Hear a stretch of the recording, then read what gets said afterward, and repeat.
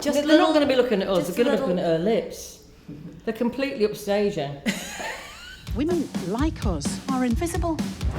I know this will probably sound crazy, but do you want to be in a rock band? I was drawn to this project because it said Sally Wainwright on the email.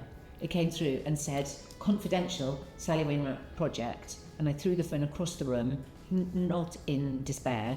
And I thought all my cows had come home. Is that right? All my cows had come home. All your cows had come true. All my cows had come home to roost. Same thing happened. I didn't even have to read it. Just go Sally Wainwright, yeah.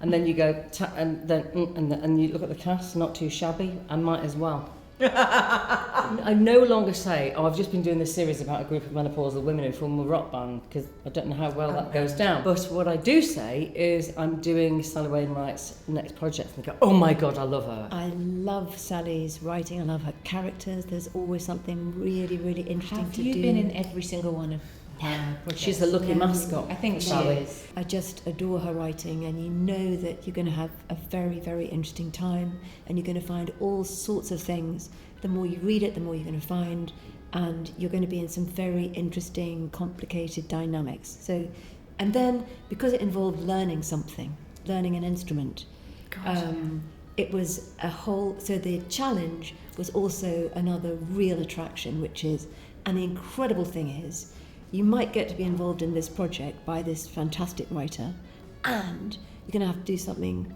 difficult and exciting. and scary. Here we go. We sing songs about being middle-aged and menopausal. What's your bank of running? The old bags department?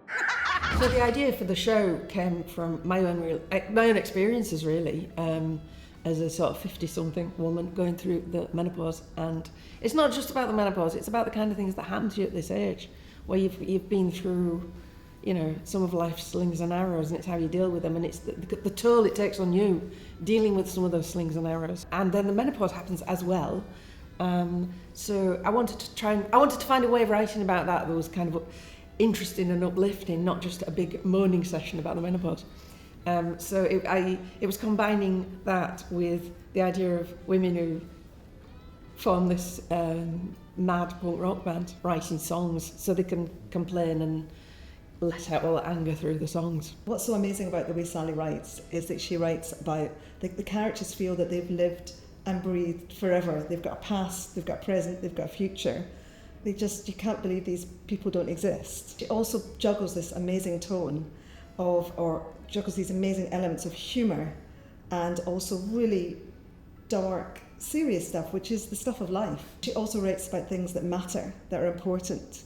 So as she said, she's written here, but thematically it's about the menopause, but it's also about ageing parents, it's about children as they grow up, it's about your sense of loneliness and anxiety and relationships with men. If you're into men, relationships with women, if you're into women, you know, it's just about so much. You run in 5. We're going to nail it. I knew about it in something like October or November. And it said, you're going to have to learn the guitar. And I was saying to my nephew we were having family lunch, and I said, I've got this incredible job, I've got to learn the guitar, blah, blah, blah, I'm going to start in the new year. He said, no, you need to start now. Yeah. Like, start now. So I did start quicker. We had a few months to learn, and we had very, very good, structured, brilliant lessons. There were show teachers. You were allocated a show teacher, and then you had weekly lessons, and you also had a little Dropbox menu that grew and grew and grew of exercises. So you had a program, you had a regime, and you had someone you were going to have to play in front of every week. It was absolutely terrifying and thrilling all at the same time. Mercifully, Sally had written that my character Holly was a bit shit at it, so that was very helpful for me, and I just leaned very heavily into my shitness at it, and so that was good. When you're recording it, you have to pre-record your line in the music, and then you have to mime to it when you're filming it. So if you play badly, you then have to mime to something that is not on the beat. So it's actually very, very, very hard to do because you don't know how off or on you are. So Holly had to be a bit better than Sally had scripted her to be. I didn't notice. I'm only joking. Much harder for you. Okay. I just go like that. Yeah. It's hard, And then it would you be, I can't with really everything. play the drum. I can't pretend that I'm now a drummer. I can do 3 songs. It was terrifying and not a natural instrument for me by any means. I think I might, and I'm not, be a brilliant pianist. I mean, look, fantastic fingers. Everyone thinks they can play the drums. And I think I went to it thinking, easy. It's great.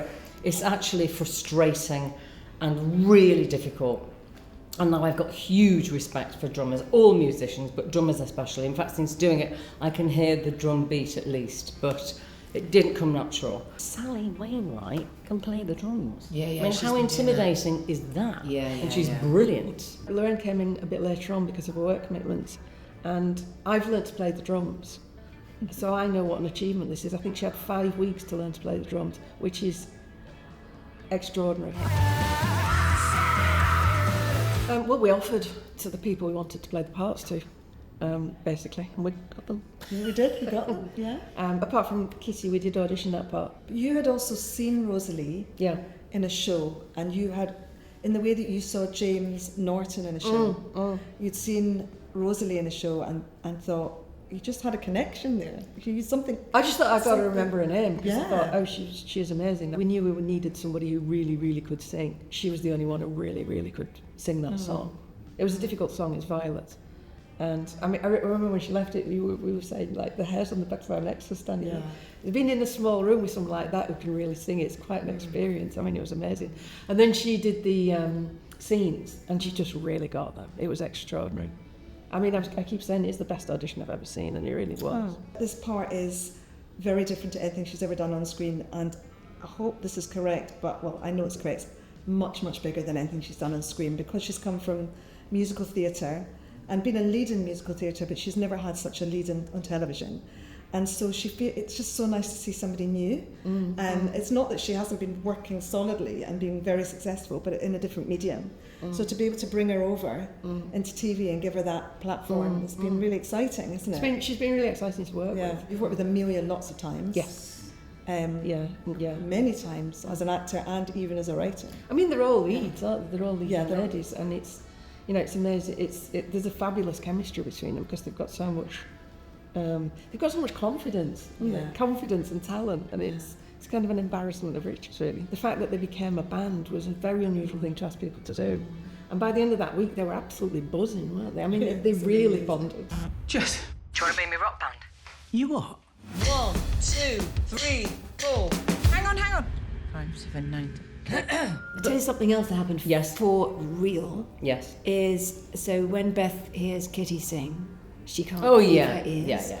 And when we were in a studio in Todmorden and we heard Rosie Craig sing for the first time, we got, you get your hair on the arms stands up. Didn't have to act, did we? So I can't think of a script or a story where to do it, you are absolutely on track with what's happening to the characters. So that's very special thing about this. For Jess and my character, you've got the drums, which is kind of keeping time, keeping everything together, keeping the band together, which is what she does with her family, her community. Yeah. But then also there are times when it falls apart for her and she literally just bashes the hell out of the drums, and that is her just screaming because she's just, there is a lot of grief. There's a lot bottled up. Just a lot bottled up. There's a lot of grief, and there's a lot of pain with my character as well, as Joy. They are her husband's drum kit.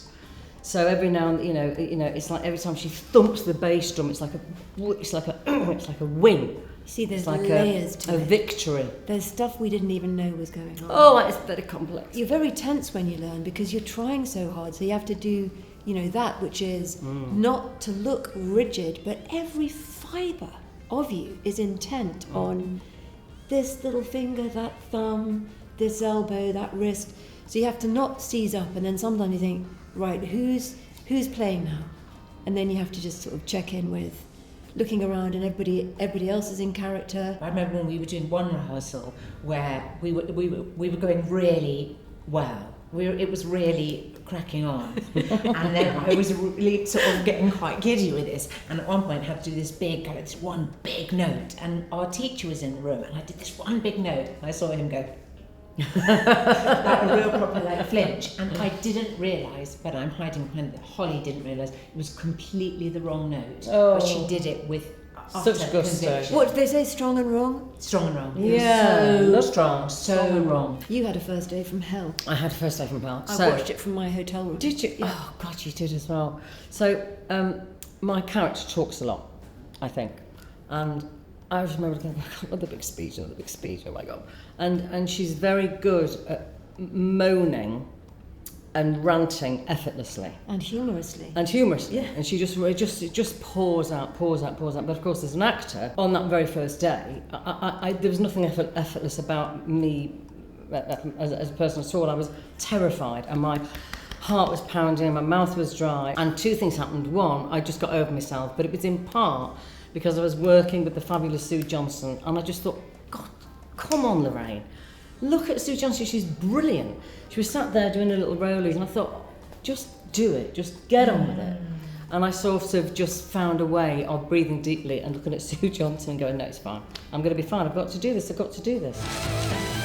going to tell you something you're not going to believe. I mean, my primary objective always is to entertain people. I hope people will feel entertained, uplifted, made to think. It's been billed as a comedy drama in quite a lot of publications, which is fine, but it slightly worries me because there is a very dark story running through it as well. There's a story that's, not unlike Happy Valley in terms of its depth and sort of the human trauma and emotion that one of the characters has to go through. So whilst there's a lot of humour and comedy in it, it's also got this much darker theme running through it too. So, I hope people will be entertained. I think it's a really good narrative. I think it's got a really consistently good story with a beginning, a middle and an end, and I think all the episodes are really as solid as each other. It's not like it starts well and then drifts off into some, neither here nor there. And every character has a journey. Every character goes through, and they're quite different, but they go through something, and they also come together. Whenever I make a show, I always think, what are we putting into the world? What's this giving to people? Because I watch some shows and I think, why make that? What's it giving to the world? And I just think, I think this about all your shows, but I think, this show is giving so much. First of all, you identify with the characters. There's stuff that you may feel like loneliness. One of the characters is very lonely to begin with, and it makes her very angry and very badly behaved sometimes, which I can certainly relate to, and I think lots of people relate to. But then she finds a way to unlock that and to move on. So I think there's lots to you identify with, and also that you can learn from it in terms of what's good in life, what should you try and strive for in life. So it feels like very entertaining, very heartwarming and funny, dramatic, but also there's sort of some really deep themes and lessons for life in there. And also the menopause, which, it's a club you don't want to be in, but when you're in it, my God. It's interesting how many times I've been asked, who is this show for? Is it for menopausal women? Yeah. And if this was a show about men with guns rescuing women, nobody would be asking that question. It's for everybody. It's for anybody who likes being told a good story.